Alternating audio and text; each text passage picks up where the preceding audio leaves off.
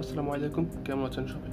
তো গতকাল আমি ইনস্টাগ্রামে একটি পোল দিয়েছিলাম যে এরকম আমি কি স্ন্যাপশিট অ্যাপের টপ 5 নিয়ে ভিডিও বানাবো নাকি এর ডিটেলস নিয়ে ভিডিও বানাবো। তো পোলের রেজাল্ট যা দেখলাম সেটা হচ্ছে অনেকে জানতে চেয়েছেন যে স্ন্যাপশিট ডিটেলসগুলো কী কী এবং এগুলো কীভাবে কাজ করে। তো আজকে আমি ওইটা নিয়ে ভিডিও বানাবো যে স্ন্যাপশিটের ডিটেলসগুলো কী কী। এবং আপনি যদি আপনার মতামত জানাতে চান অবশ্যই আমাকে ইনস্টাগ্রামে ফলো করতে পারেন, যে ডিসক্রিপশন বক্সে লিঙ্ক দেওয়া আছে। এবং আপনি যদি আমার ইউটিউব চ্যানেল নতুন হয়ে থাকেন অবশ্যই আমার চ্যানেলটি সাবস্ক্রাইব করবেন এবং পাশে থাকা বেল আইকনটি ক্লিক করে দেবেন। তো চলুন আর কথা না ভেবে চলে যায় সরাসরি মোবাইল।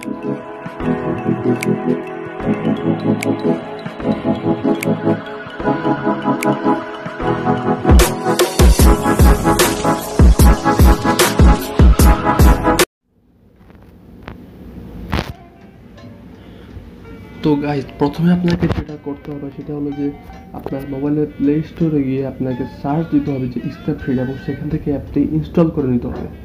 ইনস্টল করে নেওয়ার পর আপনাকে একটা ছবি সিলেক্ট করতে হবে এবং সিলেক্ট করার পরে আপনার সামনে কিছুটা এরকম একটা ইন্টারফেস আসবে।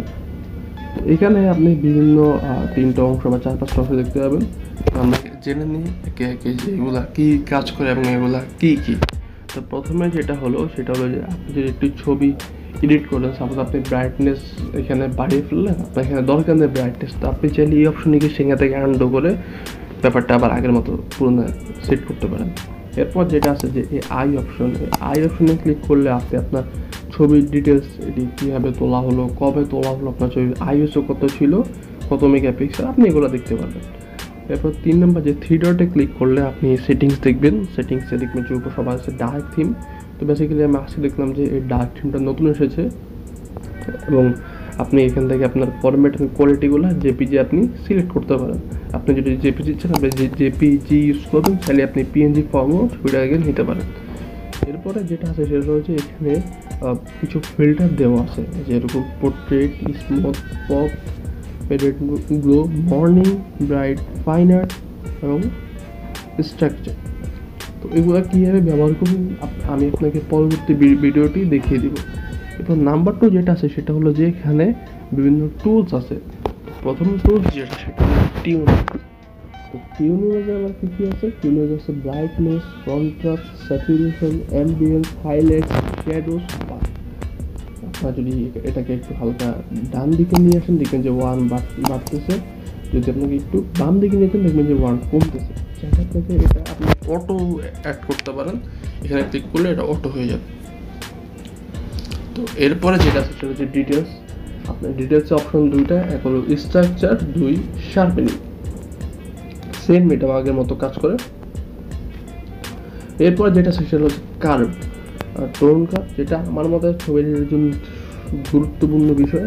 কার্ভের মধ্যে আছে অনেকগুলো অপশন, যেমন RGB, red, green, blue, Luminous.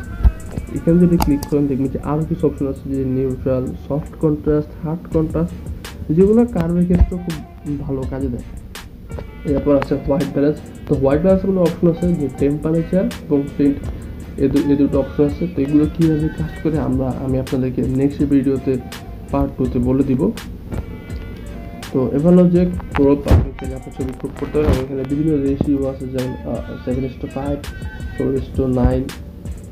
এরপর রোটেট, এক্সপেন্ডের কাজ হলো বেসিক্যালি আপনার ছবিটাকে, ফ্রেমটাকে একটু বড় করে তোলা, একটু 2 হাত দিয়ে টান দিলে এরকম বড় হয়ে যাবে। এরপর যেটা আছে সেটা হচ্ছে সিলেক্টিভ আমার মতে খুব একটা গুরুত্বপূর্ণ বিষয়, কারণ সাপোজ আপনার ছবির কোনো একটা অংশ ব্রাইটনেস কমে গেল বা ব্রাইটনেস বেড়ে গেল, আপনি সেটা সিলেক্টিভ অংশ দ্বারা আপনি ঠিক করতে পারেন। সিলেক্টিভ অংশ যে আমি এখানে ক্লিক করি দেখবেন যে বি অপশন আসবে, বি মানে ব্রাইটনেস। তো এখানে দেখবেন যে ব্রাইটনেস, কন্ট্রাস্ট, স্যাচুরেশন এবং স্ট্রাকচার, এই 4টা অপশন আপনি দেখতে পাবেন। তো এরপরে যেটা আছে সেটা হচ্ছে ব্রাশের মধ্যে সেখানে 4টা অপশন, যে বার্ন, এক্সপোজার, টেম্পারেচার, স্যাচুরেশন, যেগুলো আমার মতে খুবই ভালো কাজ করে এবং খুবই ভালো আউটপুট দেয়। তো healing, HDR, vintage, black and white, এবং সবচেয়ে মজার বিষয় এখানে আপনি ডাবল এক্সপোজার ইউজ করতে পারেন। একটা ছবির মধ্যে অন্য একটা ছবি এনে ছবিটার আউটলুক আপনি সুন্দর একটা আপনি আউটপুট পেতে পারবেন। এরপরে এখানে হচ্ছে যে টেক্সট, আপনি চাইলে টেক্সট অ্যাড করতে পারেন। এখানে অনেকগুলো স্টাইল আপনি দেখতে পারবেন।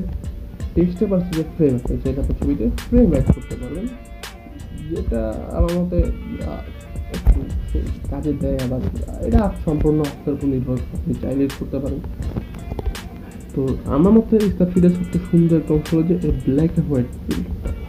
তো আমার এখানে পার্সোনালি আমার খুব ভালো লাগে, এবং আমি প্রথম ব্ল্যাক অ্যান্ড হোয়াইট এডিট করা শুরু করি স্ন্যাপসিডে এই ব্ল্যাক অ্যান্ড হোয়াইট দিয়ে, এবং আমি এখনও মাঝে মাঝে ইউজ করি ব্ল্যাক অ্যান্ড হোয়াইট দিয়ে।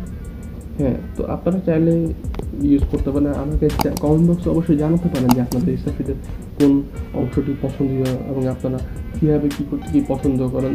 চাইলে আমাকে ইনস্টাগ্রামে আপনারা ছবি এডিট করে, বা আপনারা কী কী জানতে পারলেন সেটা ট্যাগ করে জানতে পারেন, বা স্টোরি দিয়ে আমাকে মেনশন দিয়ে জানতে পারেন, এটা আপনার ইচ্ছা টোটালি। তো এই ছিল বেসিক্যালি যে কিছু ডিটেলস। তো এবং আপনারা এই ডিটেলসের সাহায্যে কীভাবে ছবি এডিট করতে পারবেন সেগুলো আমি জানাবো পার্ট 2-তে। তো যদি ভিডিওটি ভালো লেগে থাকে অবশ্যই ভিডিওটা লাইক দিবেন, এবং অবশ্যই আমাকে কমেন্টে জানাবেন যে কেমন হলো এবং আবার কী করতে পারেন, এবং অবশ্যই আমার চ্যানেলটি সাবস্ক্রাইব করবেন। ধন্যবাদ।